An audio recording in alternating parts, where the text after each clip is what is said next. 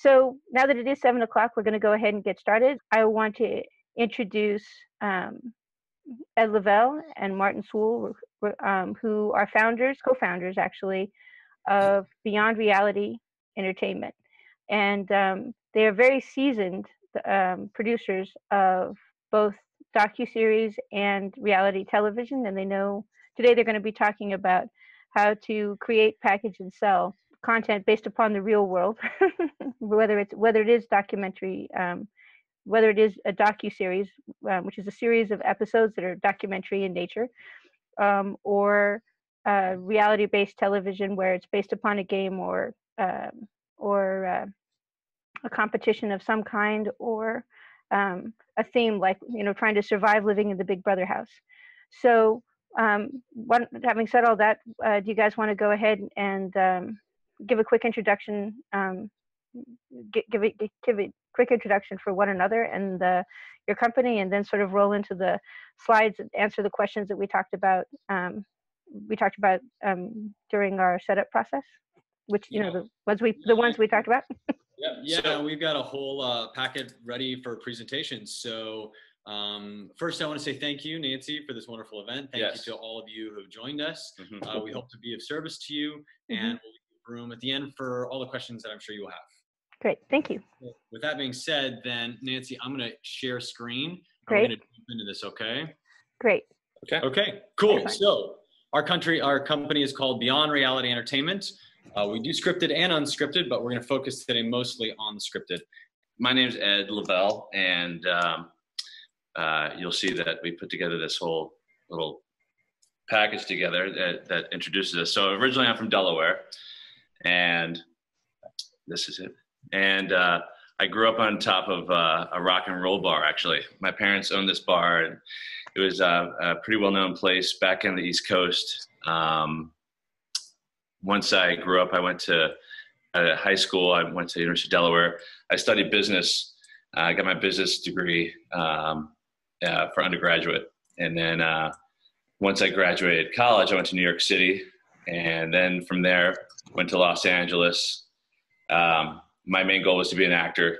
And so I went to Hollywood, of course, and which led me to starting to produce stuff I could act in. And once I started producing stuff, I felt like, well, now I have to get some proper training. So I applied and got accepted into AFI. And then I started working on shows once I got out of school. One of my first shows is America's Next Top Model. I worked on Big Brother. I worked on The Apprentice. I worked on so many shows you can't imagine. And, Homeland Security USA was another one. But once I got some real solid training under my belt for many years, I think it was about 4 years of production managing, about 3 to 4 years of line producing. Once I had that experience, then I helped someone start their own company, and I ran that company for 6 years. That company was called Goodbye Pictures, which is still around. So I was there for nearly 6 years. And then from there, Martin and I knew each other for quite some time, and we had talked about starting a company up. I'll let him introduce himself. And that's me. Yay. Weird. My name is Martin Soole. I am originally from Iowa, the land of cattle and corn. From a very young age, my first job was working in the family water well drilling business.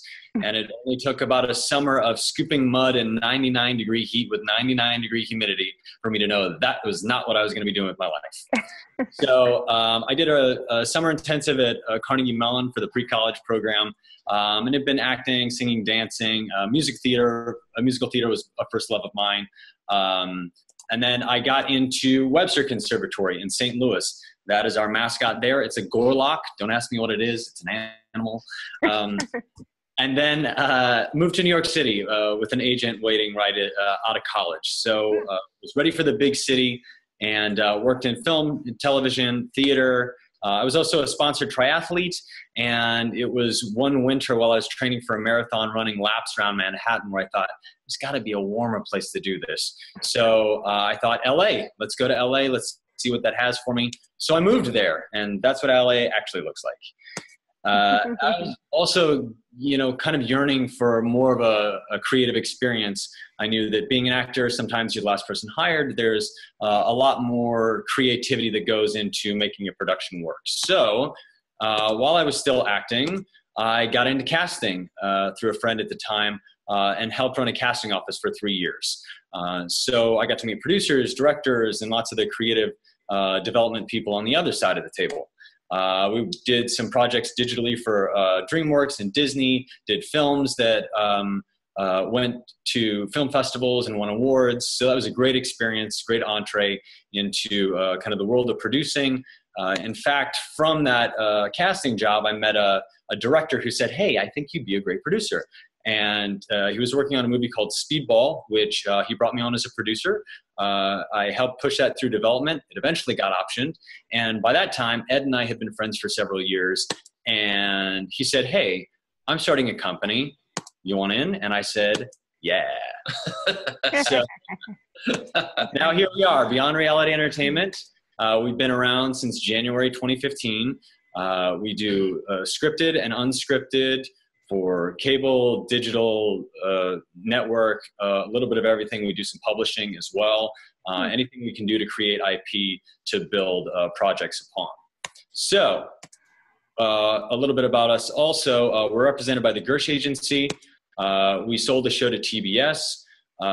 We have The Chip. It's a 3-part book series that we are also building a franchise around, television and film. We have about 60 plus buyers that we are in contact with, and we'll talk a little bit more about that and how that came to be. Hey, let there be light.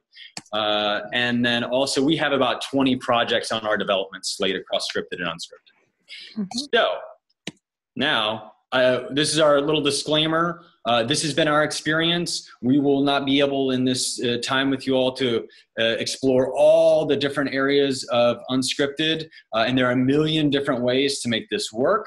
But we just wanted to share our experience with you over the course of the time that we have together. So here we are in the world of scripted. Just for a very basic start, we kind of think of it as it's funny or it's not. And just as with regard to scripted, the reason why we're mentioning this is everyone knows that scripted, there are definitely, categories within scripted. There are the same type of categories within non-scripted, as you'll see. So scripted, as Martin was saying, is comedy and drama. And then there's subheadings that involve comedy or drama. So sci-fi, action, adventure, romance, comedy, period piece, it goes on and on. Mm-hmm. So reality television is just a part of the unscripted umbrella. An example of that we put down is Real Housewives. Yep, and then under the unscripted umbrella as well as competition. So something like American Idol, you're all probably familiar with. Game shows are also a part of it. The Wall is a good example of something that's out right now. A docu-follow would be something like Intervention, where you're embedded with someone. It's a little more run and gun. Maybe it's handheld. You're getting to know the people up close and personal. And then ocu-soaps. So it's anything that involves someone following someone doing their actual job, which would be like Deadliest Catch is a good example. And then a makeover renovation, everyone knows Extreme Makeover Home Edition. Cry tears, it's amazing. And you also get to see them take a project from start to finish. Hidden Camera, we mentioned Punk'd before on the call, but yes, Punk'd is another one, and there are tons of other hidden camera shows as well. You've got Dating, Love Connection is a good example. It's about the pairing, and there are lots of different ways within that world to make a show about dating. And Supernatural, of course, Ghost Hunters. That's another type of category that actually I enjoy. I think it's a lot of fun. And it's worth noting because there are certain networks out there that only do certain things. There are networks that only do Supernatural. So it's another reason we pointed out directly. Travel, obviously, Travel Channel, Globe Trekkers, personal favorite. Food. You know, there's tons of food shows out there. We've selected Bizarre Foods as an example. And also, you'll notice a lot of these, there's some crossover, like Bizarre Foods, it's travel and food, you know, so that's something to keep in mind when we get to kind of the ideation. That's more like the hybrid type thing. Hybrids, You also get hybrids with scripted and unscripted now. A lot of that's happening quite a bit. Aspirational networks like INSP or OWN Network, they do things like Super Soul Sunday, where it's a little more feel-good TV. And then clip shows, of course, and we put down Ridiculousness as an example for that. Tosh.0 has a clip show aspect to it as well. So you'll see on this page here all the different types of unscripted television programming. I mean, there's a ton of them. And like Martin had said before, you have some companies who are focusing on just one of those elements. You know, there are some companies that just do game shows or just do competition shows or food, or you pick any one of them and they focus on that. And they, you know, do very well, you know, because they're experts within that subcategory or that category. So different ways to acquire material to sell. Obviously, you can create it yourself. Hey, I have an idea, and I know someone who would be a great host for this. And you package it, you put it all together. That's one way. And that's something that we actually do quite a bit, is we create a lot of our own content. And we'll explain later on, you know, what you do once you create your content, how important it is to, you know, have assets attached to your project. But if you don't create it, then optioning it is another one, another idea. Do you want to explain that at all? You know, optioning is the same as you would for scripted. You know, it could be a project that's brought to you and you partner up on it, which we also discussed in the next one.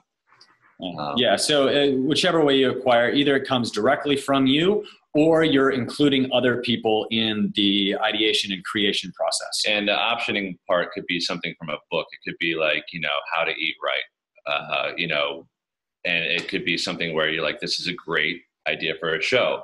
Then you reach out to the author and see if you can partner up on it. That's a great example. So ideas. They are difficult to protect.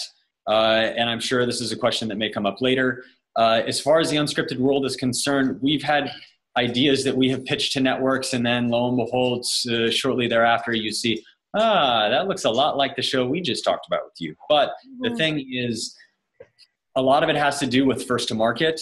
And it's hard to prove sometimes that it was yours and they stole it. And it's not even necessarily a stealing type thing. Sometimes it's they hear so many pitches that they could have held on to a nugget of something that you said, and then it could be like, oh, wait a sec. Or, I mean, you know, some of the projects we come up with, we saw something on the internet, or we watched it on television, you know, news things. So they could have seen the same thing. So there are ideas out there.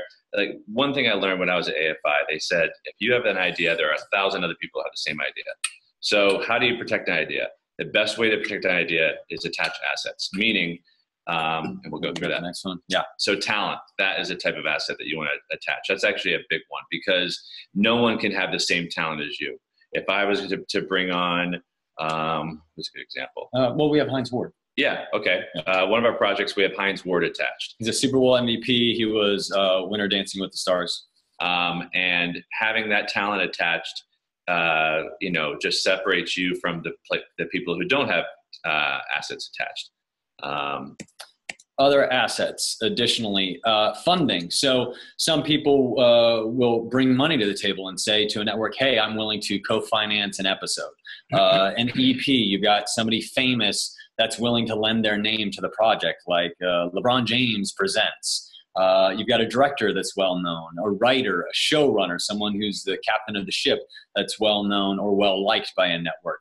A location, hey, I've got a castle in Scotland that has a ton of history, so we're going to build a show around that.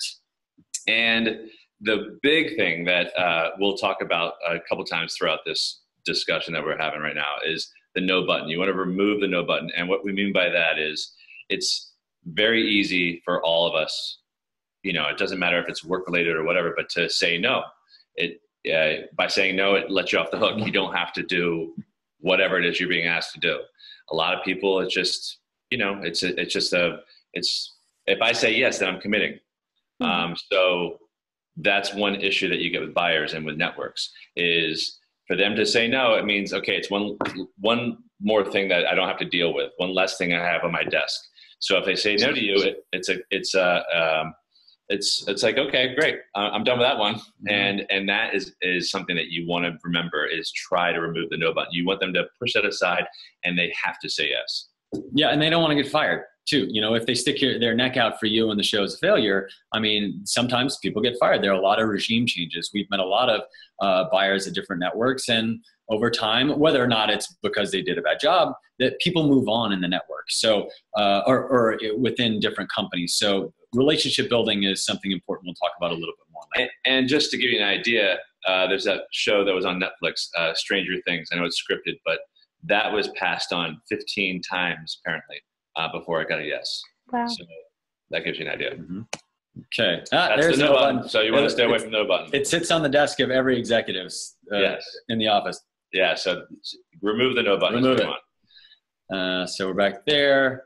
And next, we're going to talk about presentation materials. These are very important. And that's an asset, actually, that you want to attach to every single project that you have, whether it's you doing it or it's a production company or a producer that you align with to do it.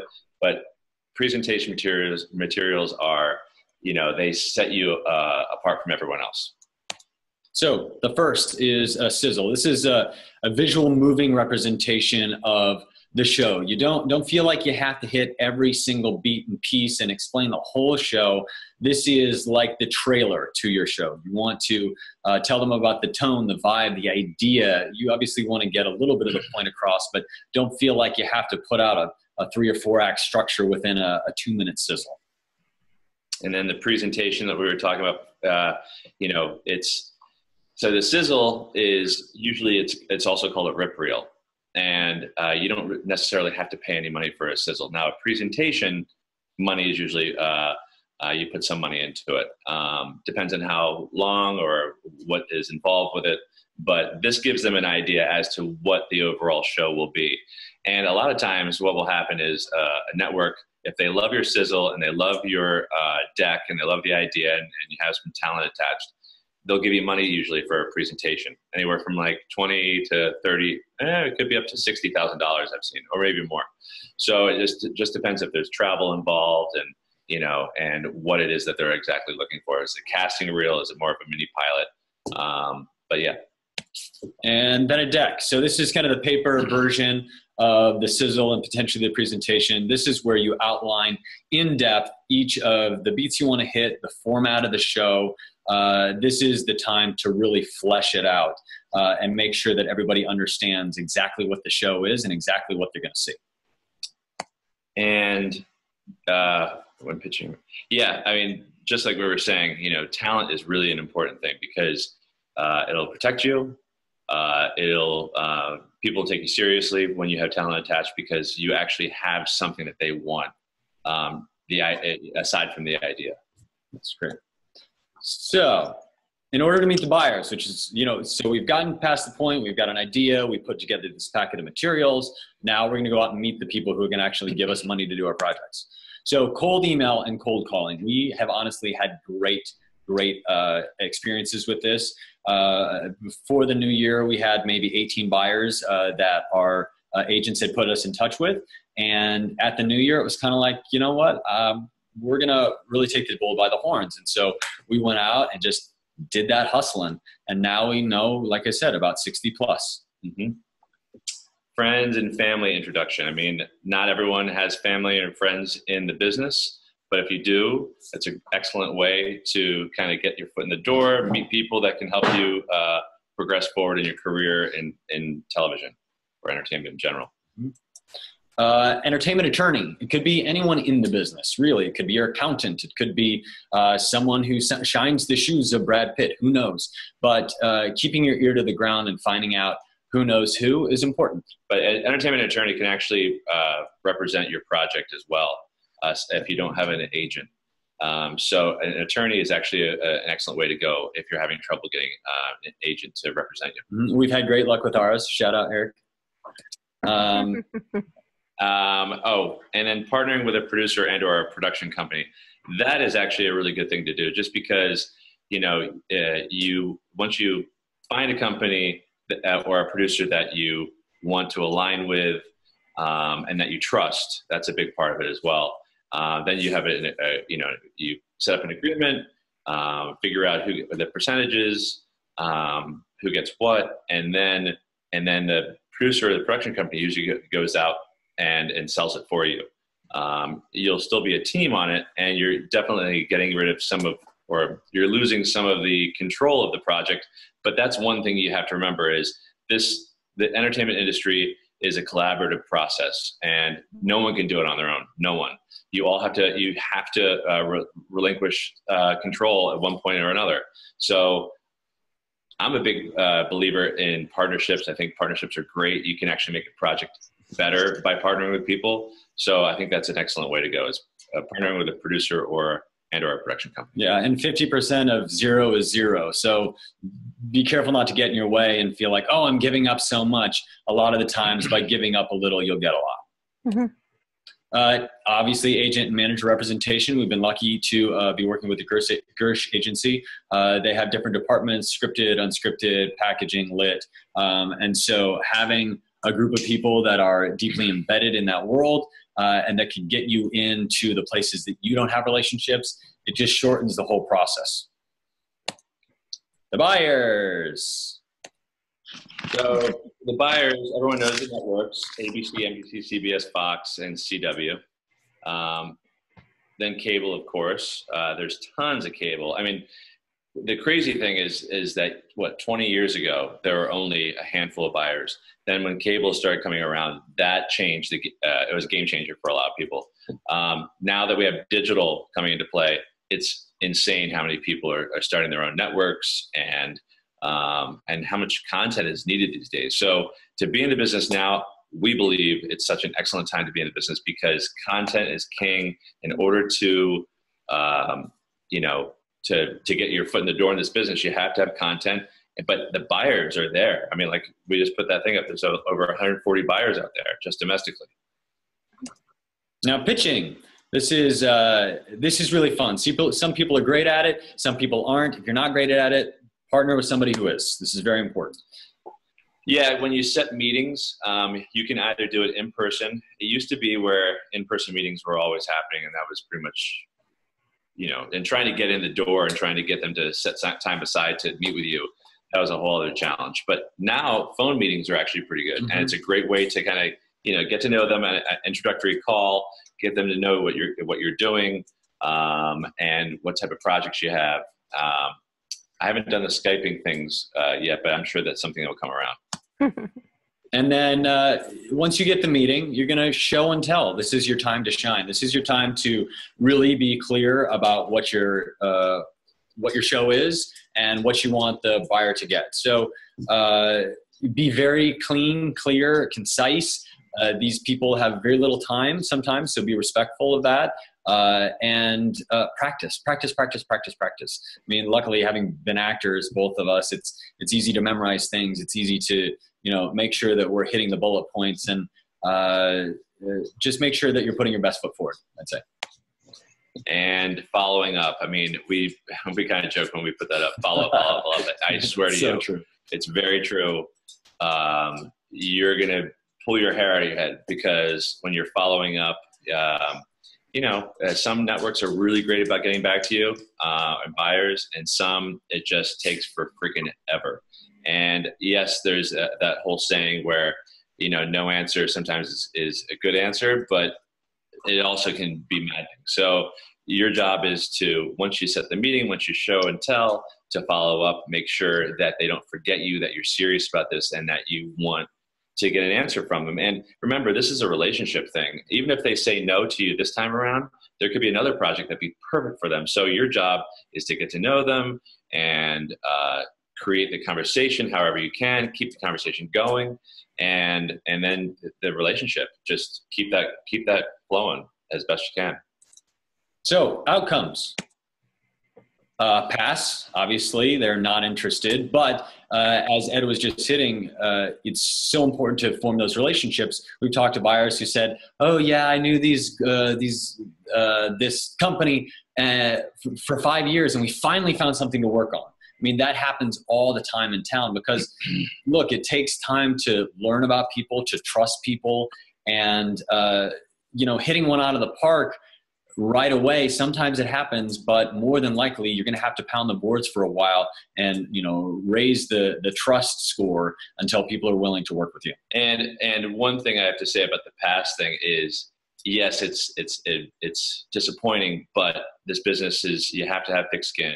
You have to be okay to hear it. No is going to be something you're going to hear all the time. When you hear a yes, that's a way to celebrate. But sometimes when you get the yes too early, it can be a blessing and a curse, because blessing, obviously getting a yes, we know what that is about, but it could be a curse because you haven't learned the lessons to get you to where you need to go.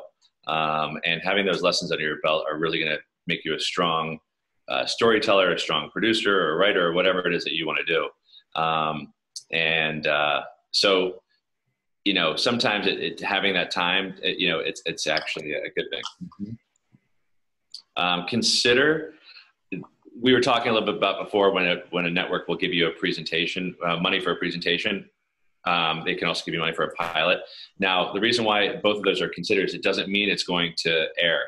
It just means that they have the money set aside for projects like your own, but they're not quite sure if it's going to work. They want to go ahead and give you a little bit of money. You go ahead and create something for them to show at I think it's what's called like the upfronts or whatever they have within internally within each network.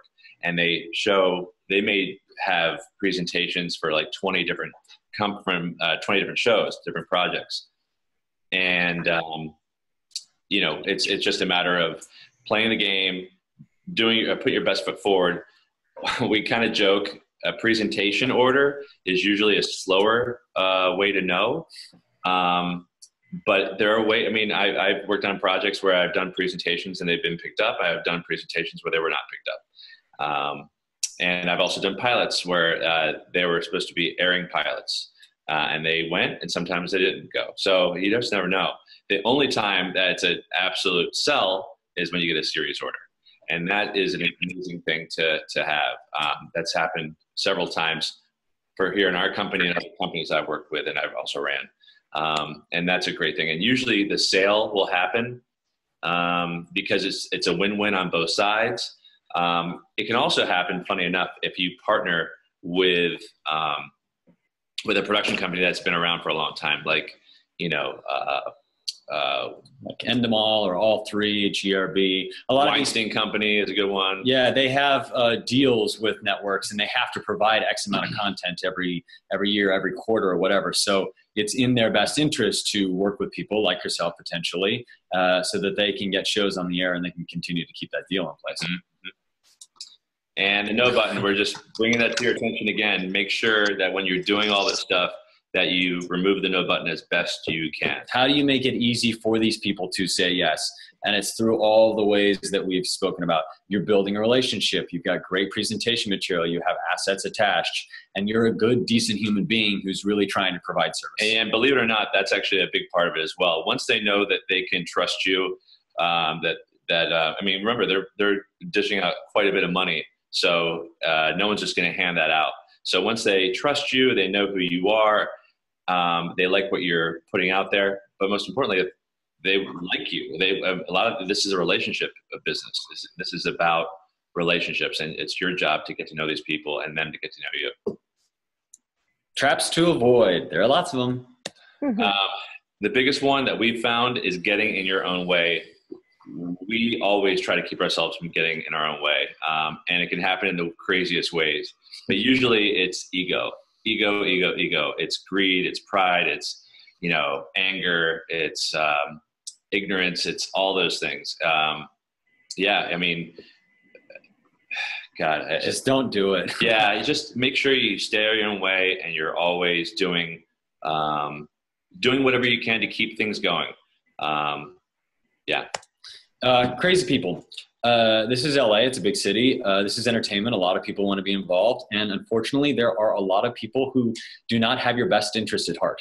So watch out for them at all times. Have a good network of people that you can bounce ideas around with. If someone's like, promising you the world, you should do some due diligence. You need to look into these people before you decide to go into business. And also with back to the crazy people thing, making sure there are tons of people, there are people out there that you don't want to align yourself with for many different reasons. Mm-hmm. But, going back to the getting in your own way thing, it's interesting how something that you want to happen very badly, and I think it's important to go ahead and see it through.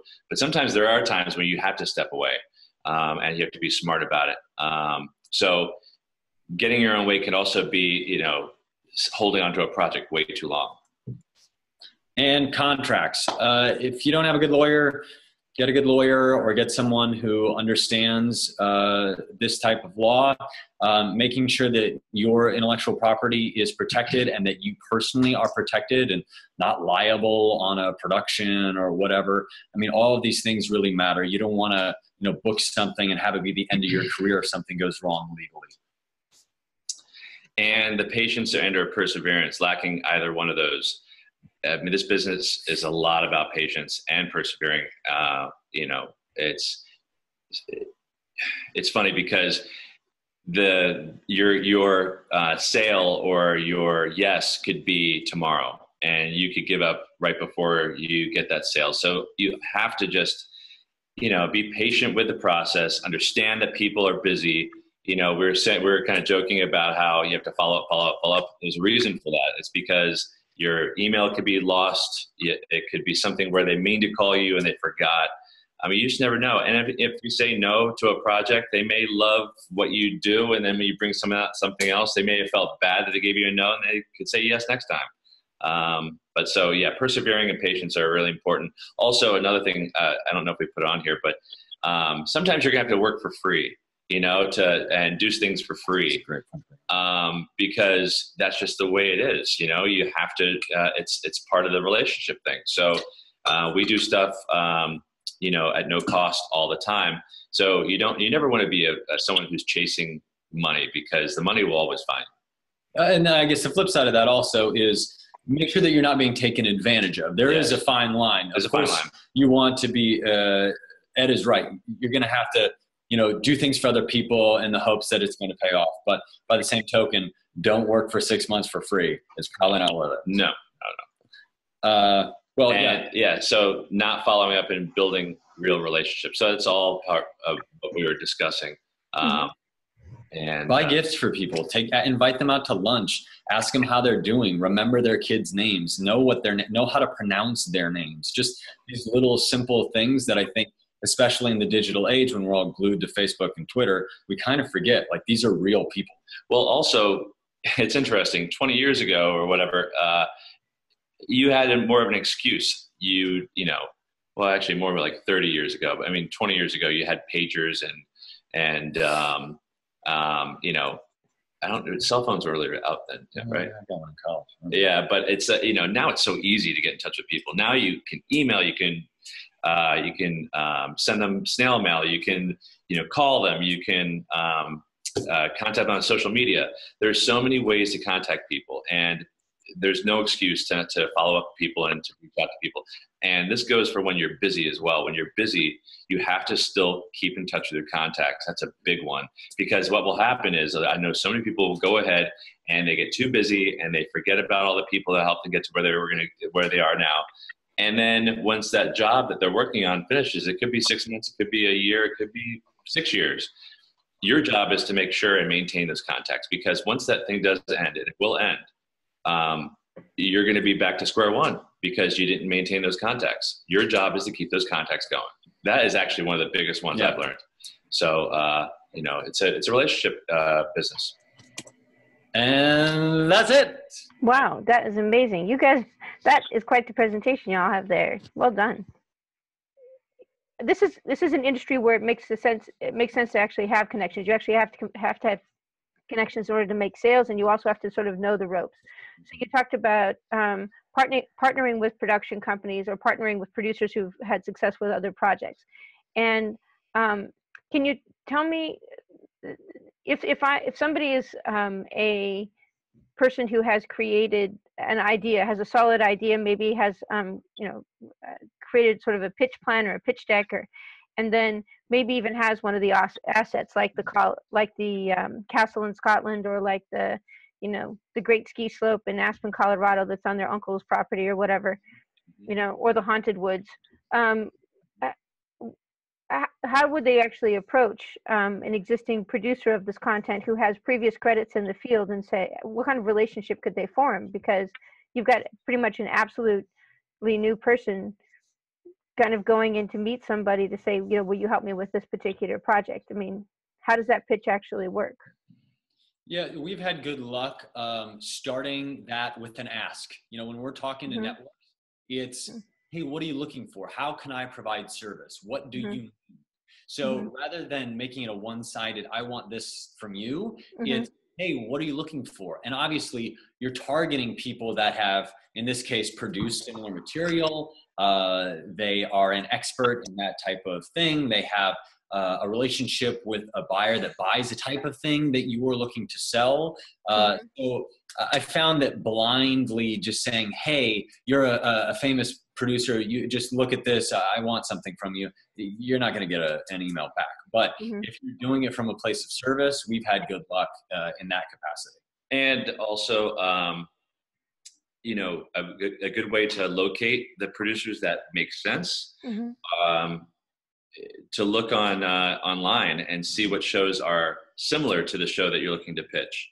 So if you have a show that's, surrounded in supernatural, you're not going to bring it to the people who produce intervention, right?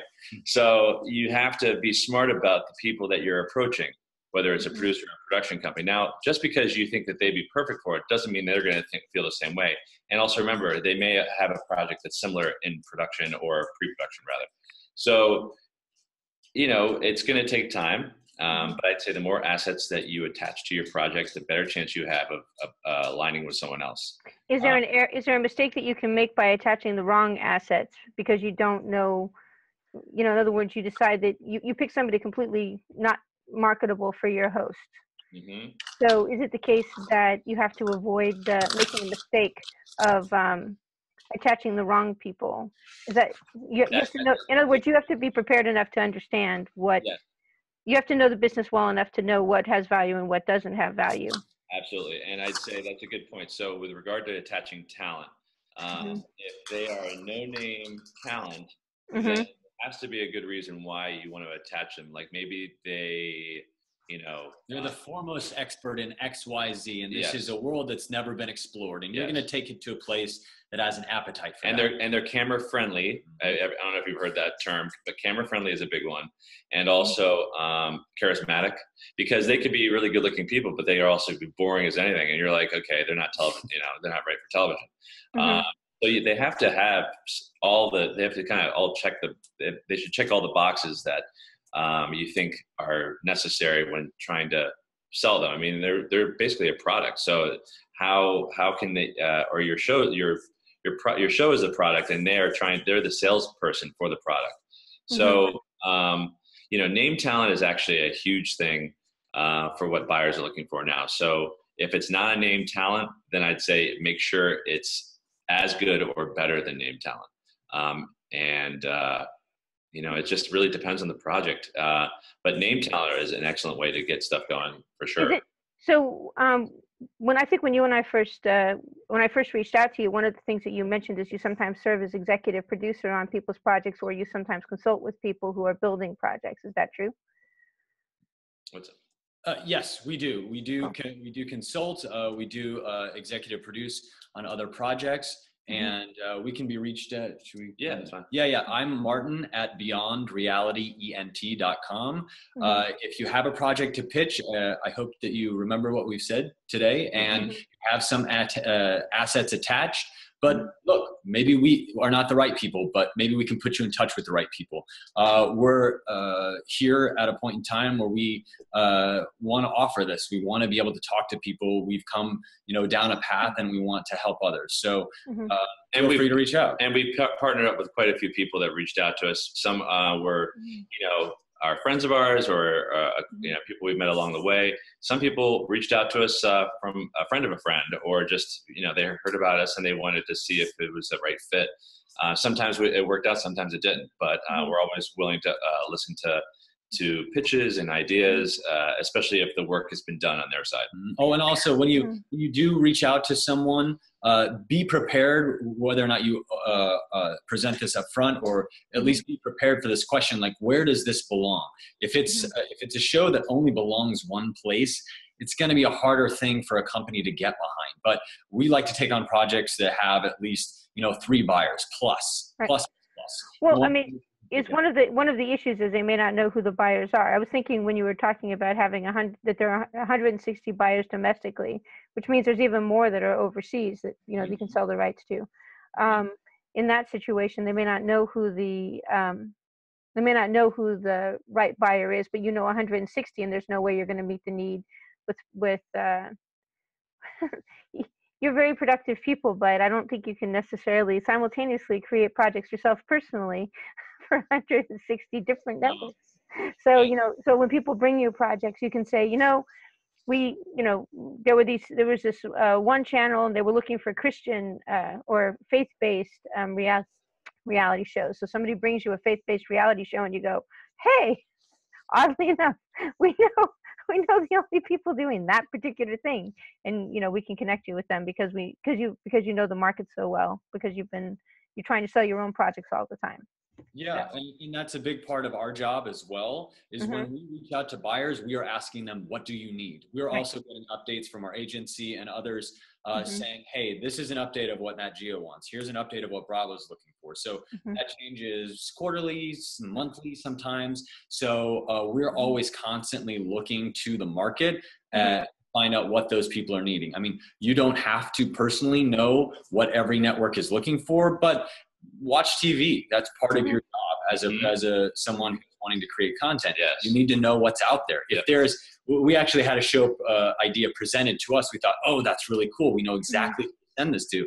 We sent it to them, and they're like, you know what? That's like almost the exact same thing that this show was. Like 3 years before. Yeah, like 3 years before. Like, oh. So we were right. But it was, the timing was off. Yeah, it was our yeah. So you're 3 years too late, but it was a really good idea. It was a great idea. So good they bought it. Just So I think that's a big part of it too, is just watching as much television as you can, and doesn't mean you have to get invested in all these shows. Just really getting out there and seeing not only what's on TV, but who is out there, and there are new channels popping up all over the place. Some of the ones that we've just learned about recently, CISO and Pop TV and Super Deluxe. You've got Me Too Network, which is Me Too is a Latino-based network. Yeah. Oh, yeah. That's another thing. There are a lot of networks that are gravitating towards the niches, the niches, and they say the riches are in the niches. So Network B is another one that just came up, and that's all female. So there are also potentially other places that you can target directly if it's like a female-centered or this centered. So keep your eyes open for those. And another thing worth noting is that don't think just because it's digital, there's no money, because a lot of these digital buyers that we're in contact with, they have cable or sometimes network money. Well, look at Netflix. I mean, Netflix is killing it. So is Amazon. So is Hulu. They're the top ones. They're definitely harder to get in touch with than some of the other ones. But it depends on who you partner with. Like, since we're a newer company, even though I've been in the business for 15 plus years, because we started this company up, the interesting thing is you have to start all over and kind of prove yourself all over again. Frustrating, but it is what it is. You have to just know the rules of the game. And so that's what we're doing, is proving ourselves. Luckily, we sold that 10 episode series to TBS, to their digital channel. We have a book. We partnered with Me Too, that Latino network, on a project, and we have like over we have 25 plus projects, and I'd say each one of them is at different networks and multiple networks. And we also are, we're preaching to the choir in a way, but like we're dealing with some of the things we were just talking about. Like we're looking at our development slate, like right over here, and we've got 1, 2, 3, 4, 5, 6, 7, 8, 9, 10, 11, 12. That's pretty funny. 13 different buyers that we're still waiting to hear back from. Yes. Well, not to mention the fact what'll happen is like if one of the more things that hit, the more things that hit. So at some point you're like, wait, what we really? I know we said we'd do this, but actually you came in fourth or fifth, and so we could do this like 2 years from now. But really, we're kind of busy. I mean, the good thing is I have experience. I've had like 8 shows at once that I've overseen, and wow. So you just didn't sleep though, right? So what it is you turned out you didn't need sleep anymore. The most important thing is like that is if you hire properly and if you set it up properly in pre-production, it runs itself. All you have to do is really put out the fires as needed. But if you have the right people around you, then you're great, because not only is it does it run well, but also you're having a great time in the whole, during the whole thing. But I've worked on some projects where it wasn't you run well because of those things were missing. What do they say? Management. You're only as strong as your weakest link.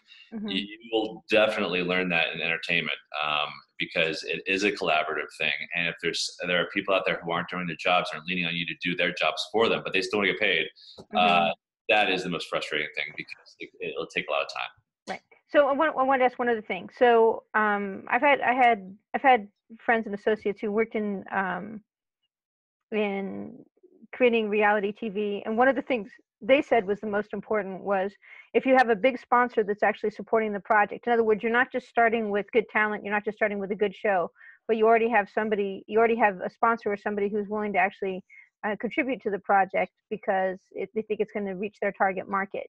Do you find that to be the case, or do you just not worry about sponsorship until do you consider that part of the package people should put together, or is that something that the networks want to put together themselves? Well, it depends. Some networks have relationships already established with buyers. If they are in bed with Colgate, they're not going to take on, you and your show with Crest. So we don't put a great deal of energy towards that. But look, what is it? Beat Shazam, that Amy Fox show. I mean, that's built around that. There's a Candy Crush show coming on, I think CBS. You know what I mean? So they're pulling from these other sponsors that are probably co-financing, or they are bringing a great deal of recognizability. Yes, that's absolutely wonderful, but for a lot of people as they're just starting out, they are not in bed with Coke. They are not in bed with Pepsi. So it's great. It's lovely. It's wonderful. If you have those relationships, exploit them by by every chance you get, but don't feel like you have to have that. So in other words, relationship with name talent is probably more important in the short term than name talent, a good show design, a good presentation / deck, good deck, and is probably more important than going and shopping for a big sponsor right off the bat. Is your basic current approach? That's our approach right now. But it's the thing is I think the bigger we get, I'm sure that the companies like the Weinstein Company, they have those relationships already in place from working in the business for so long. That it makes it, but they're playing by a different set of rules than we are, and the people who are watching here. I think that the best thing to do is just to do what we were talking about, and then other things will come into play the bigger you get and the more experience you get. All right, that sounds like it makes sense. That sounds perfectly reasonable. Let me go ahead and click on and see if we have a couple of questions. Let's see. So someone has an idea that they think can be sold. How sophisticated should the video be for the pre-presentation? And I think you talked about there being a sizzle reel, which is 2 to 3 minutes, which basically reviews the idea. And then when people are doing an actual presentation, they get, which is more of like a limited, a small pilot or a proper pilot, they actually get funding for that. So how complex does the 2 to 3 minute sizzle reel have to be? Well, it depends. It depends on how complex the idea is. Right. So, we've had good luck grabbing footage from YouTube or, other licensed footage that helps us tell the story of it. If we have talent that's willing to shoot a little video on their iPhone that we can insert into it, we'll include that. And they may have some tape on themselves already that we can incorporate, which is great. I mean, and we do presentations as well on our own dime or, through favors. So, a presentation doesn't only happen if somebody gives you money. Sometimes you just pony up and go say, hey, I'm going to get a buddy with, a camera and some audio, and we're going to go shoot this thing to help flesh it out. I'd say as a general rule, put it together as complicated as you need so that when somebody watches it, they go, yeah, either I want to know more or I totally get that. So, I mean, there's no hard and fast rule about it. You have to think of it as people are visually, they're very visual nowadays, more so than they were, years ago. That's why the sizzles and the decks, all those presentation materials really matter.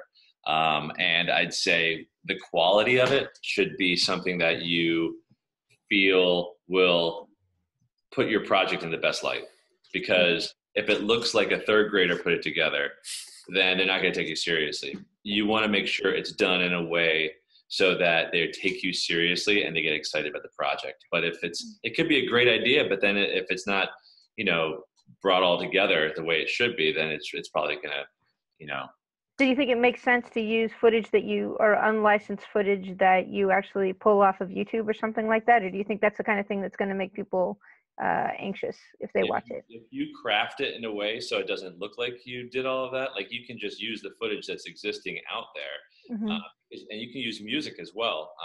Sizzles are not used to be broadcast; they're just used to help sell the product. No idea. So,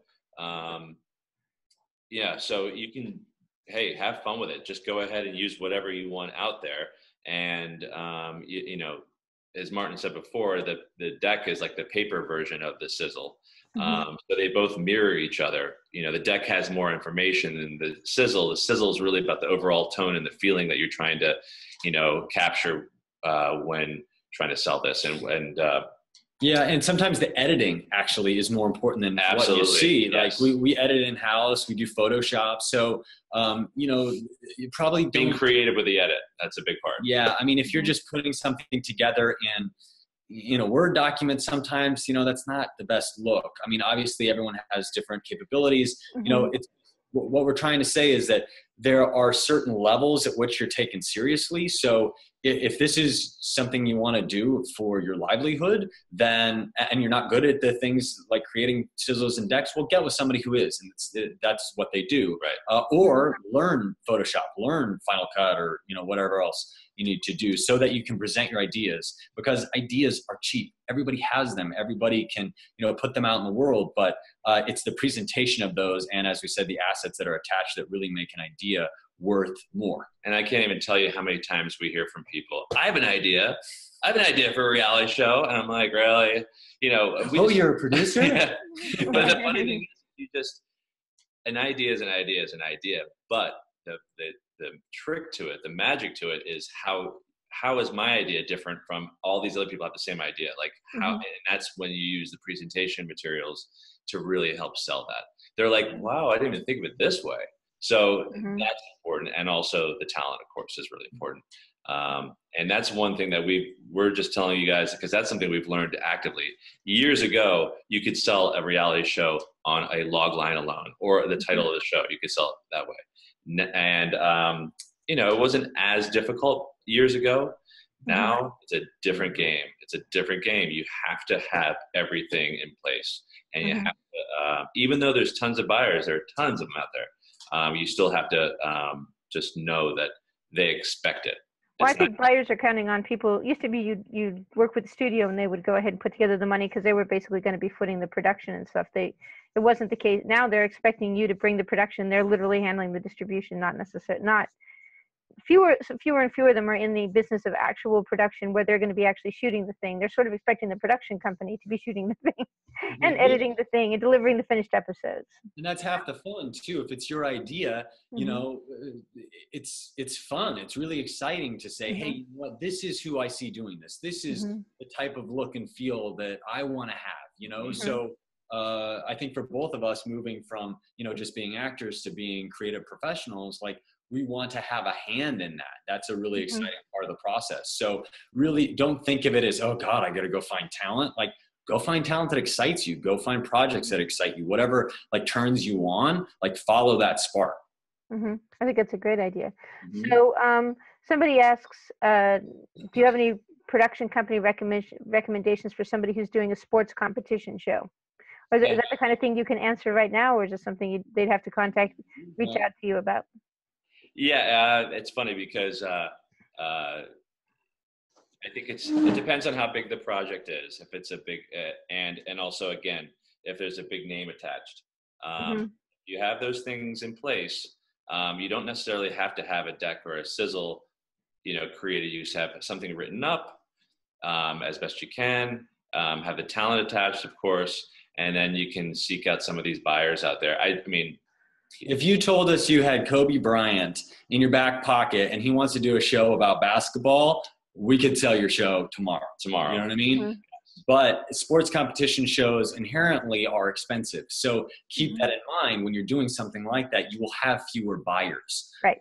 So, you know, it's great to have that type of show, but just know how you're going to package it and to whom you're going to sell it. Yeah, and competition shows are the most expensive in my experience. Just because you have all these people and it's, you know, you have to put them in a house or you have to, there's so many elements to it. We have a competition show. It's a sports competition show. And we had we had a company that was interested in it.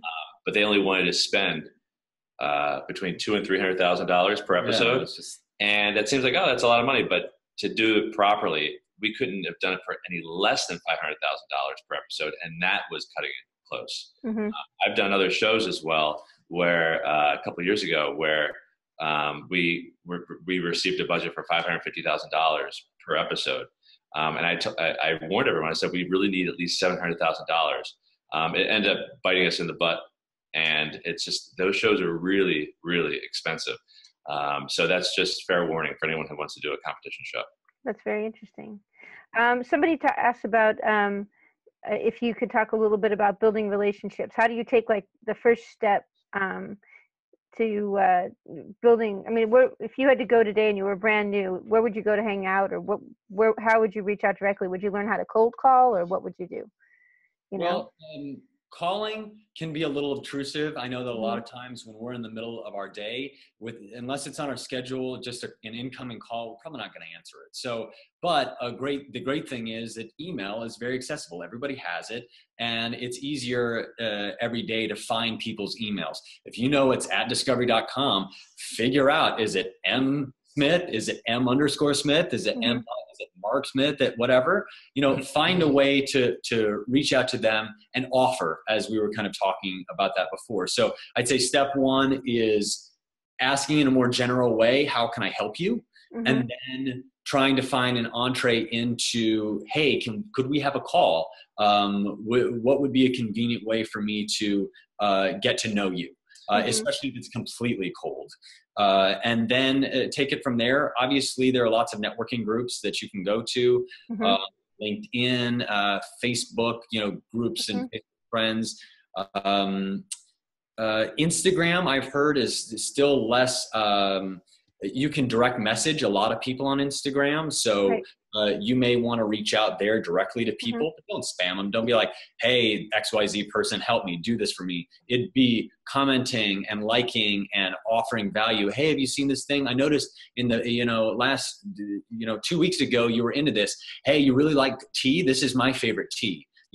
Forming those more organic relationships so that they get to know you and don't just see you as some stalker is going to help you get a little further along. And it takes time. And also one thing I do want to throw out there too is this business is built in a way where, there are those people who keep you from talking to the people you want to talk to. And one of the ways that they keep you from talking to those people is, oh, are you represented? If the answer is no, there's a very, very low chance that you'll get in touch with those people. But don't be discouraged. Just know that is going to be probably a dead end right now. But there are people out there who talk to you and will, you just have to find them and like we said before, be patient and persevere. Mm-hmm. I think I think one of the reasons to keep abreast of the trades, like, Deadline, Hollywood, and Variety, and all those things, so you see the opportunities to meet with people when they're sort of out and about. Do you also, somebody asked, is there a list somewhere of the possible buyers have you ever found a list of all the possible buyers for reality television in Hollywood, or do you find them? I know you can go to rightstrade.com and you can find buyers in 180 countries. I suspect some of them are in the United States, but I don't know if that's specific. That's across all genres. That's not specifically reality TV or docuseries. Do you know of any list or any index of that industry specifically? There's no trade union for those guys, is there? Well, so certain trade festival industry events like Real Screen, or like, for an example, at AFM, they'll have a whole bunch of people, all the different companies that they may come from. Get those lists of all the buyers from our agents. So we kind of know, but we don't know everybody. We don't know all the buyers overseas, but MIP is another one. MIP, Real Screen, AFM would have more like films and stuff like that. But there are certain places you can find them. Otherwise, go on demand and look, here's all the networks. And start writing them down. Right. And then go look for the VP of development, most likely. Find out, Google development, A&E. And then director of development also is another. Any way you can get your foot in the door is really important. Higher up you go, it may be harder to get in touch with them, but they're we found that it's important to really talk to the people who can make the decisions. So you're reaching out to people within development, not people in acquisitions, because acquisitions is who you contact when you've got finished content, and development is who you contact whenever you want to build a project. Well, that's interesting because we had a project that over HBO they were interested in, but they said once this is shot and finished and ready to sell, we'd be very interested in this. And we're like, well, if they'll give you an order for it, you can always get. Give us the money, we'll make it. Well, if you could put that in writing, please, I'll be glad to go ahead and get you that show. Let's negotiate that, and then I'll go and I will produce the show to your specifications. Right? Yeah. So, but that's like a negative pickup deal, right? Yeah. So so do you recommend people attend film festivals, or is that like a place to meet buyers for? I don't know that film festivals are like the perfect place. Most film festivals are about film, not necessarily television or episodic television. Find that people are doing both now. Oh, cool. So it's really, if they're smart about it anyway. I know there are some companies that are strictly doing, unscripted, but like us, we've always wanted to do scripted. Unscripted was easier when I got into the business back in the early 2000s when I finished AFI. But scripted is making a huge return. So you're not going to find as much unscripted business as there used to be many years ago. So I think it's really important to kind of have both. So as one is getting busier than the other, then hold on, we'll wait for your lights to come back on over there. Here it is. Did you unplug your lamp? Because I have done that before. Fortunately, I'll be editing this, so you will not have to worry about these kinds of excitements. Nope. See, this is what comes with live television. I tell you what, man. So, but you know what? This is reality TV, so it totally works. Yeah, it's reality television. And it's like producers don't even care. They go, "No, I'll just plug it in. It'll be fine." Moving. Keep going. Yeah, let's just roll. No, actually, because I do events with producers, and I swear to God, one of my favorite things is if I walk into wherever I'm doing the event, and anything is wrong, like if the lights were off, if there were pipes leaking, I swear to God, I'm there with like 30 or 50 producers. We will move forward, and we will have a fine event, and they may fix the piping in the process. That's exactly it. And you know what? It's funny that you bring that up because that's one thing that I learned early on in my career once I got out of school is you can't sweat the small stuff. No, it's like all small stuff, right? So it is, because otherwise you'll be a mess because things happen all the time where it's Right. location drops out, someone can't come to work because they're sick or they have a family thing. Right. I mean, things happen all the time you have no control over. So your job is just to kind of roll with it. Right. No, And, seriously, the level starts up. Okay, is anybody dead? Okay, right? that's a problem. Is anybody injured? Okay, let's go. So, hey, already we've passed two of the worst things. We can move on. You know, oh, location fell out. I don't care. We'll figure it out. We'll find another location. I'm sure there's one right next door. So, is some people ask you to talk about virtual reality or other emergent markets for this kind of content? Is that the kind of do you see anybody interested in such a thing? It's definitely something that we're interested in, but it's actually a whole other. It is. Yeah. It's a whole new media. Yeah, absolutely. It's very intriguing, and I know there's a ton of business out there for it. We actually talked to someone, a contact of ours in Canada, is focusing on that and was asking if we were looking to get involved with that. But you know, we kind of have to almost drop everything we're doing to kind of immerse ourselves in that whole. Oh, and it's like technology that is not quite here yet in terms of production. Like you have to rethink just about everything. If anybody can look in any direction, it's like, well, how are we going to light this damn thing? The other thing I was going to ask about when we talked about scripted television. So you're interested in both scripted and non-scripted stuff. So are you thinking that and it would seem like you could do some pretty cool stuff with found footage because, in other words, you're in the perfect position to be able to create found footage shows because you know how to make something look like it's reality television, right? You know how to make something look right.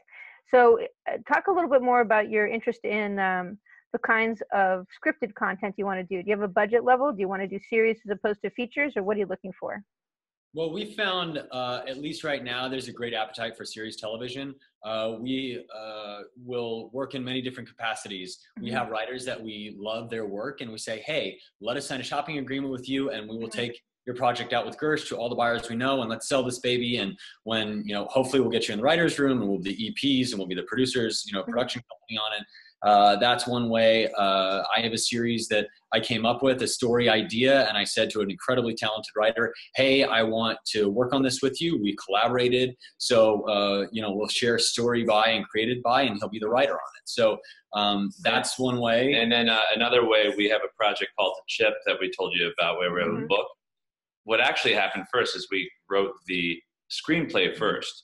And then once the screenplay was written, we were talking to our agents about it. They said it'd be great if there was some type of IP that was attached to this where it just, you know, got buyers interested in this beyond just the script. So they said if there was a book, it'd be amazing. And we talked to our writer that we brought on for it. He's written a couple other books. So he wrote the first book and second book, and the second book should be out later this year.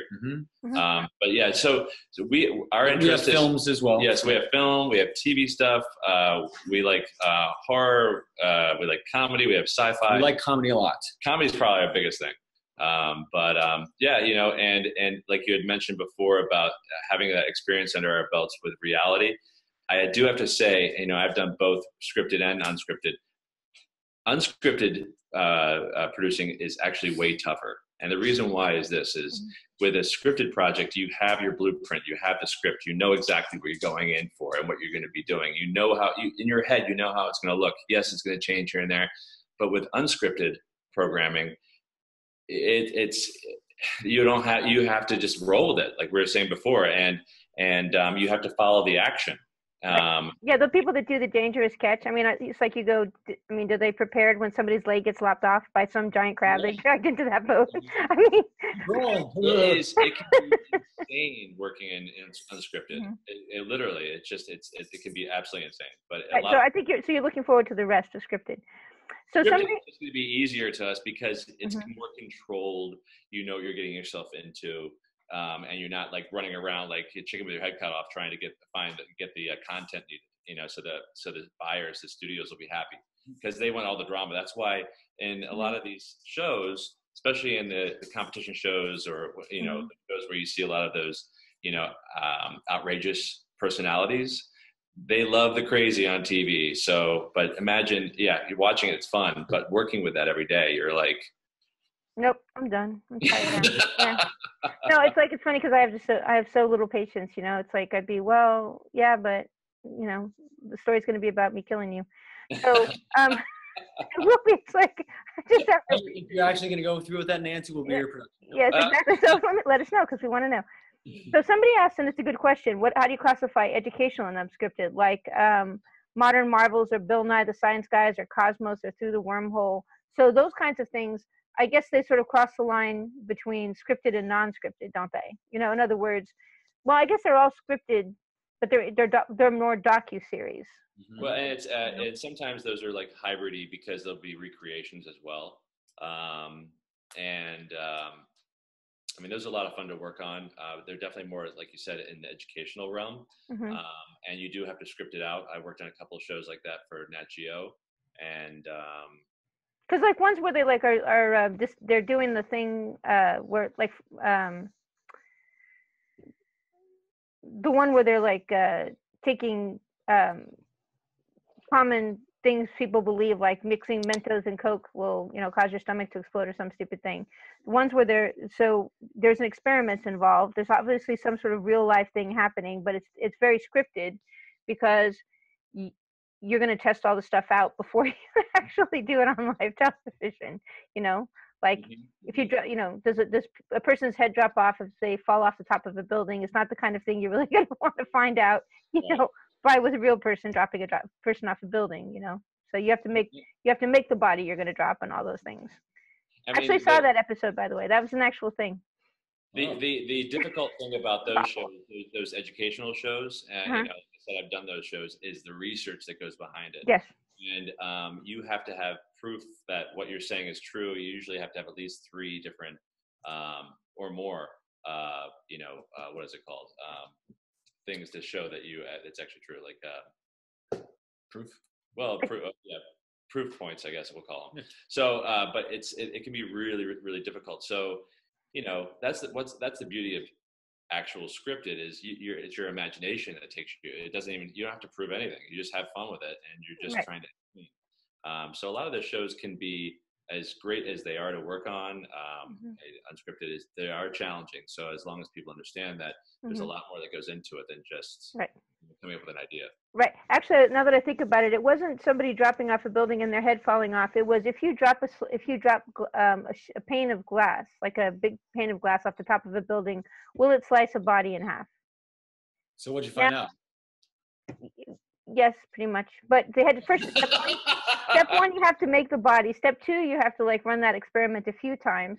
And like a lot of it was setting up the apparatus that would make it so the thing passed directly through. And you're right. It looked like a lot more work than I was willing to do. What's up, Kevin? Good job. Mythbusters, exactly. Those people are. See, this is the thing. Good audience. Anyway, so let's see. I'm going to check my phone really quick just to make sure, because I asked people to email me questions as well as post them there. Let me just do a quick check to see if there's anybody. Let's see. Cool. Actually, the only question I have that we haven't answered so far is there, how should people reach out to you? You gave your contact information before. So it's either Ed at Beyond Reality ENT, it's short for entertainment. So beyondrealityent.com, or Martin at beyondrealityent.com. Cool. Yeah, ask that as you reach out, just keep, as I mentioned before, just keep in mind, the types of things that we're looking for, and the types of things that we expect as we are evaluating. We want to be respectful of your time too. If you just send us a log line, you may get an answer back. Hey, correct, that's great. Like, develop that out, and then we can have a conversation about it. Yeah. Right. So when go ahead. I was going to say, because we may have a project already in that's in development on our side. Like I said, we have a really big slate of projects, so we just want to make sure that we're not, So when I got a couple of questions. When pitching, when you get scripted TV dramas, do you want people to reach out to you? Do you want people to give you 3 full episodes or 1 full episode in a Bible, or what are you looking for? I mean, if you have an outline and a pilot, that's a great place to start. And especially when it comes down to the scripted, the writing has to be superb. There are so many fantastic writers out there. And when speaking with their agents too, really the writer is king in Hollywood as far as the scripted world is concerned. So I hope that you have done the due diligence and worked at the craft, because writing is a craft. So make sure that you're sending us fantastic work. Now, it doesn't have to be perfect, but it should be close to it. And it should show that you actually are, understand the writing. If there are spelling errors on the first page, I'm sorry. You'd be surprised. So, would you want people to approach you directly or reach out to you through a lawyer? I mean, they may not have agents, but if they came to you through an entertainment attorney, or do you want them just to send you like a log line? Log line, I think, as well, and then we can tell them if we have something if there's interest in our side, and if we have something already similar to that in our. But you don't have to say, hey, I'm representing blah blah blah. Like, we're here, we're all friends right now. So just send it. And if you have other people on your team, hey, I'm Robert Cowart. I am rep by blah, blah, blah. My lawyer is this person. I've been a writer for X amount of years. Like, give us a little background too. It's nice to have kind of a little tiny mini, maybe 2-line bio of why we should pay attention to you. And that helps stack the deck for us, because think about it this way. If we decide to take on a project with any one of you or anyone that we're working with, we have to sell that person. We have to sell the project to that person. So that no button is really close to us too. Give us reasons to push it aside. Right. And then are there producers that are interested in scripted or unscripted web-based series, specifically stuff that, I mean, I guess there's not really a distinction between web-based and non-web-based, because Netflix is kind of web-based. Hulu is web-based, but do you know anybody that's looking for web-based content or web series specifically? Absolutely. Yeah, I mean, think about it. There are quite a few shows that started off as web series. High Maintenance, Broad City, Teachers, which is out there. So they were on YouTube first, and then they got picked up. It starts short form. So some people say web series, they think of short form, 2 to 3 to 5 minutes. That's a great place to start too. And a lot of the networks have,